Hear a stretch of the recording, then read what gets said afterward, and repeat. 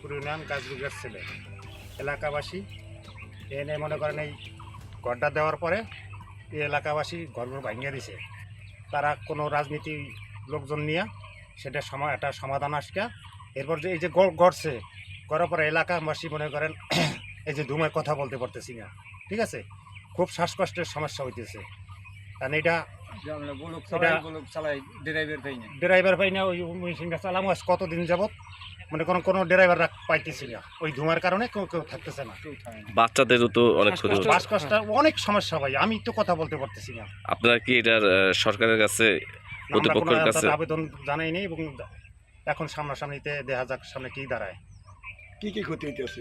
এটা শ্বাসকষ্টের সমস্যা হইতেছে, বাচ্চা কাচ্চার সমস্যা হইতেছে, এলাকার খুব সমস্যা হইতেছে। সারাদিন খালি মনে করেন ধুমা হইতেছে কি পরিমাণ তো দেখতেই আছেন। অবস্থা বের কিছু নাই, মেশিন চালাইতে পারি না বললেন, মেশিন ড্রাইভার পাইতেছি না, আমরা ড্রাইভার পাই না, নিজেরা চালাইতে। আমার নাম মজিবার ব্যাপারী।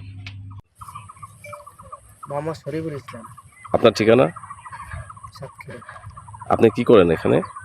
এই যে এখানে কাজ করি, দেখাশোনা করি।